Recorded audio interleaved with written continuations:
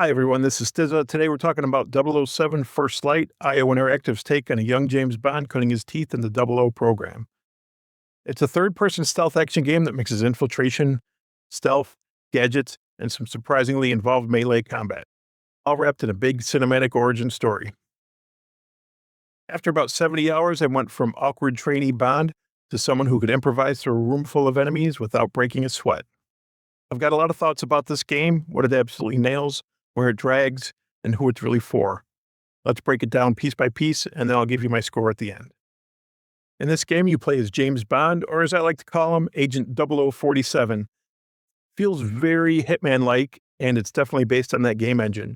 You're playing as a younger, less experienced agent working through MI6's revived training program.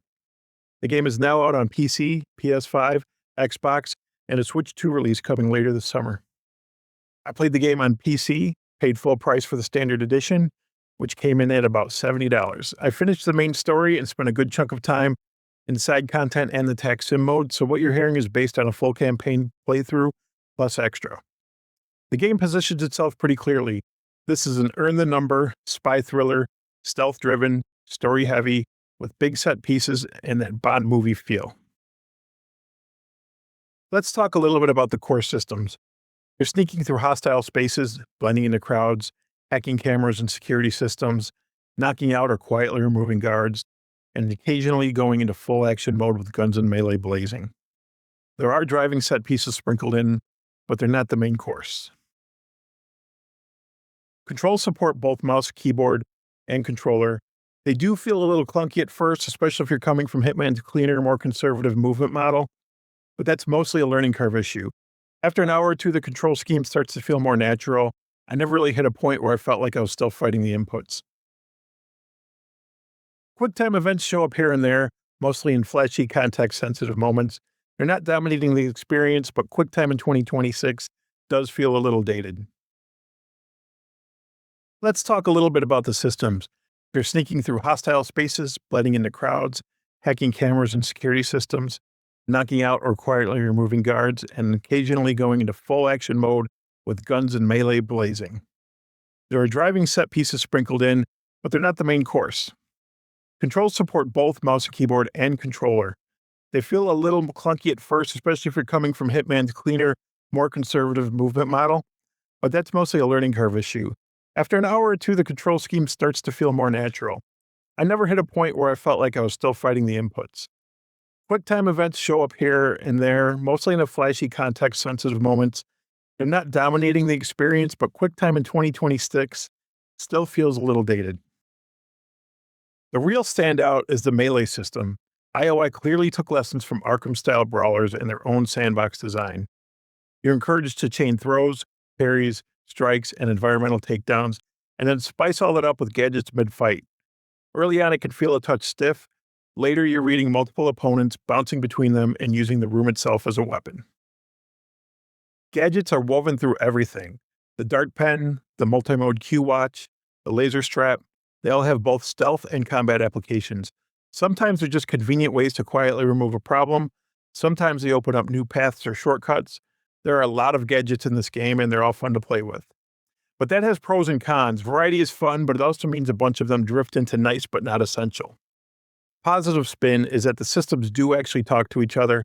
A good mission flow looks like scout while blending in, eavesdrop for intelligence, use gadgets to quietly shape the battlefield, then either slip in through unseen or flip through a switch and go loud in a choreographed brawl. When everything is working, it feels like a proper spy toolkit rather than 4 separate minigames bolted together. Where it's less graceful is pacing. The game spends a long time tutorializing, and it keeps coming back to similar traversal solutions. Find the ledge, the vent, the one climbable surface that can make the campaign feel like it alternates between high-energy sequences and slower, more mechanical, find the thing that lets you progress into the next thing, that lets you progress into the next thing, that lets you progress into the next thing stretches. The campaign is organized into 9 main gameplay sessions, spread over 18 chapters. So big missions are subdivided into narrative beats. It gives the game a TV episode rhythm. You get a clear sense of where one operation ends and the next begins. IOI definitely knows a lot about level design, and it shows here. Levels are neither Neither pure corridors nor full open sandboxes. Think narrative-driven spaces with multiple routes and options, but with a clearly authored main spine. iOS Hitman DNA is showing in how these spaces are built. You can see the systemic mindset, but they always serve the story structure first. It's not nearly as open world as a Hitman game, and I think that's for a good reason. Some missions feel very distinct. Time to Die, for example, set in a beautiful tropical resort stands out. It gives you time to relax, soak in the environment, and gradually escalate. It's the kind of mission that makes sense as a midpoint in an origin story, letting you see Bond in a more glamorous mode before things spiral. On the flip side, there are missions like The Perch, where the design leans heavily into running around to find specific keys, switches, and traversal points. Those stretches can start to feel less like espionage and more like puzzle box maintenance. In terms of player agency, the game usually offers a primary intended route with branching approaches inside that spine. You can choose to infiltrate quietly, exploit disguises and bluffing, or deliberately stir things up and rely on combat and gadgets to survive. It's not a solve this mission 6 completely different ways type of design. It's more, here's one strong scenario with room to improvise moment to moment. The readability varies. On the positive side, the Q Watch and UI could do a good job highlighting routes and interactables when the mission wants you to move. On the other, there are definitely moments where you're stuck scanning for that exact ledge or door that's actually usable and that drags the pace down. Encounter rhythm tends to skew towards longer gaps between big fights, which gives stealth and investigation room to breathe. When combat does kick off, it usually pushes you to rotate through tools, guns, fists, gadgets, rather than letting you lean entirely on one crutch. Whether that spacing feels tense or too stretched will come down to how much you enjoy the traversal and setup portions. Stealth is obviously one of iO's strengths, and that's obvious here. The basics, vision cones, sound, line of sight, are all clear and consistent here. You rarely feel like you were spotted for no reason. If you played Hitman, you'll recognize a lot of the underlying logic in how suspicion ramps and how states escalate. AI behavior is generally well scripted. Idle guards don't run complex patterns, but they move enough that you have to pay attention. And the reactions when suspicious or alerted are direct. They close in rather than milling around. Then that can create tense moments where one mistake forces you to quickly decide between doubling down on stealth tools or flipping into full combat. A neat twist for a Bond game is the bluff system. If you get noticed, you often have a chance to talk your way out of trouble, especially if you set up the situation well. It fits the character. This is Bond after all, and it gives you an extra level to pull beyond reload or fight everyone in a big giant massacre. On the combat side, once you understand the rules, you can be very aggressive. Staying in motion with tackles, throws, and takedowns gives you a lot of protection or invincibility frames. You can shoot through groups and hand-to-hand as long as you keep fighting. Chewing through these groups in hand-to-hand combat is some of the most fun I had while playing this game. I played on the intended standard difficulty, which I felt struck a fairly accessible balance. The game can feel easy once you've internalized the systems between stealth, bluffs, and strong melee. Bond has a lot of outs here. If you want more pushback, there are higher settings, but for a first run, standard feels like where the game expects most people to be, and I agree with that.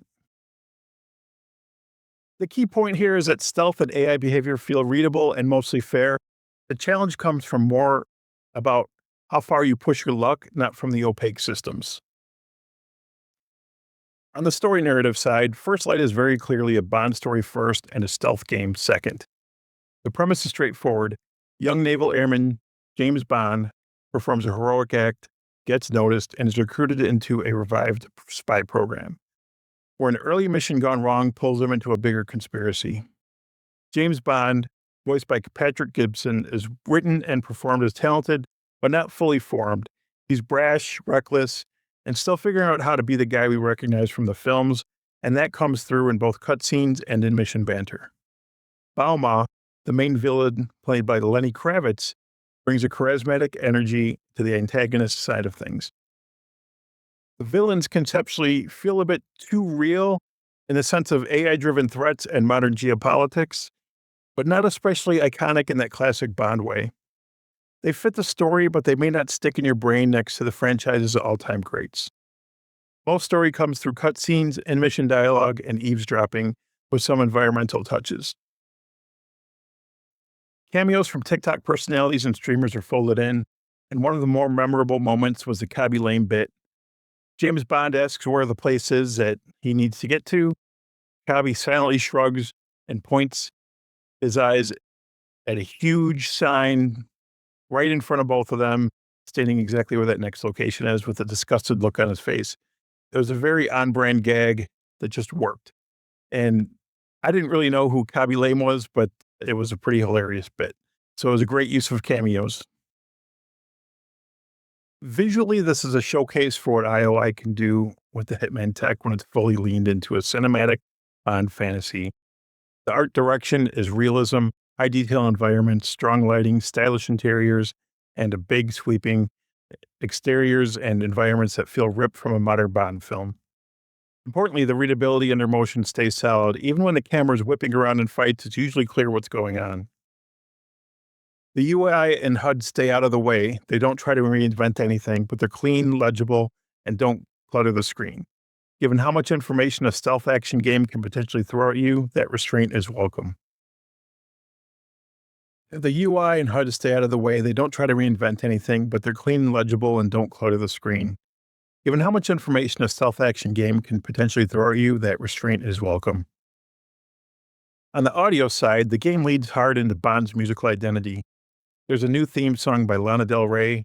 The new weapons, gadgets, and ambient sounds are punchy and well mixed. Even in stereo, positional audio is good enough that you could track threats by ear left to right. Voice acting overall is strong. I think it sells both the serious and lighter moments, and few lines land obviously flat. Music cues generally line up with stealth and combat tension in a way that supports gameplay rather than just wallpapering it. Performance on PC was a tale of 2 days. At launch, I ran into some crashes and noticeable stutters when looking at items or shifting the camera. Classic shader compilation and streaming issues. A day 2 patch, version 1.01, took care of most of that. Crashes disappeared, and the experience and stutters were gone. From that point on, I played at a locked 4K 60 on a high-end PC, and the gameplay felt very smooth. Now let's get into the final value, because that's where a lot of people will make their final decision. On PC and current consoles, 007 First Light is priced at $69.99, which is pretty standard for a AAA release. I did pay full price. I rolled credits on the main story, spent a good amount of time in the side content and the tactical simulator. In terms of raw content and production value, the length, side activities, presentation, quality fit the profile. However, and this is a big problem for me, at least, it may not be for you, the game makes heavy use of product placement, and it's not just subtle background dressing. Branded items and sponsor moments show up frequently and prominently. You're reminded regularly that real-world companies are part of this fictional world. For some players, that can be easy to ignore. For others, it's going to be a major sticking point, especially at this price. My stance is that in a $70 single-player game, there really shouldn't be any product placement at all. The frustrating thing is that First Light doesn't need it. The systems, visuals, and modes are strong enough on their own. I know this game sold very well, and the branding doesn't rescue a weak game. It just occasionally pulls you out of a good one, and I think that's exactly what it did for me. My experience on PC, where after the early patch, performance was solid. 4K 60, stutters were gone, no more crashes in my playtime.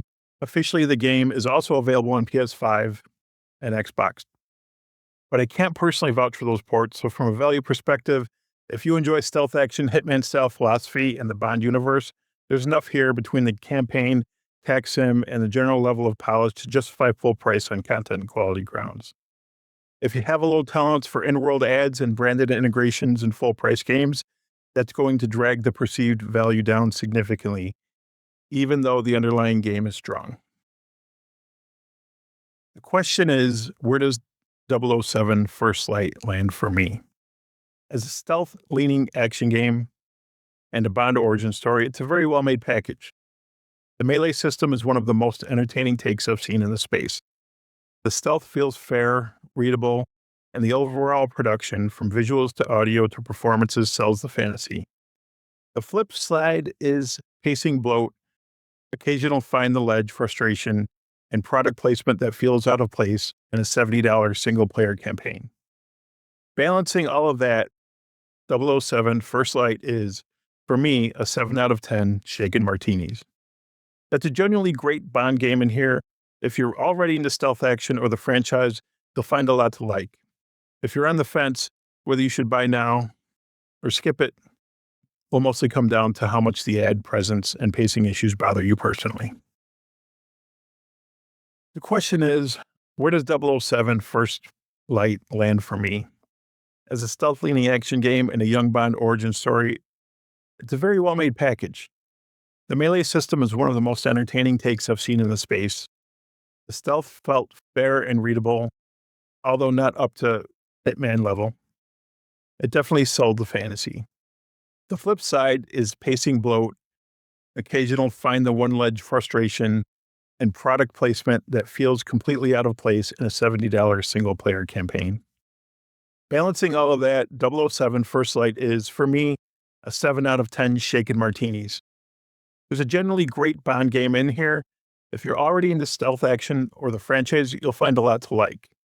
If you're on the fence, it should mostly come down to how much the ad presence and pacing issues bother you personally. That's my review on 007 First Light. Thank you, and I'm a new channel. Please like and subscribe if you'd like to see more of these. Have a great day.